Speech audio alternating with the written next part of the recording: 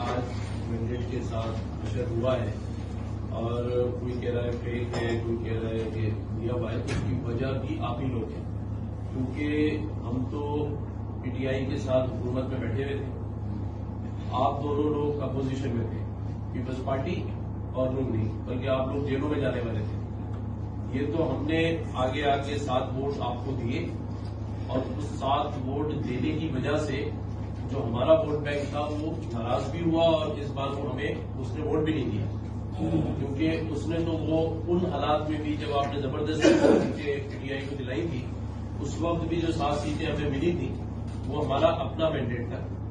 تو یہ بات بھی ان کو ہم نے احساس دلایا کہ بھئی آپ اس 1.5 سال کو بھی دیکھیں کہ ہم آپ کے ساتھ چلیں اور اس کا سارا بینیفٹ آپ دونوں پارٹیوں کو ہوگا۔ ایک وزیر اعظم بنا لیا، ایک نے فارن منسٹر بنا لیا، اور اس وقت بھی آپ کا رویہ 140A کو لے کے، ڈیلیمیٹیشن کو لے کے یا اس ایگریمنٹ کو لے کے جس پہ سب نے سائن کیے تھے، شہباز شریف صاحب سمیت زرداری صاحب نے، بلاول نے، لیکن اس پر منومن جو ہے عمل درآمد نہیں ہوا۔ اور آج اگر ہم اپنا سیٹیں لے کر آئے ہیں اور اس پر ہمارے لیے پیپلز پارٹی اگر آپ کو یہ سب باتیں کر رہی ہے،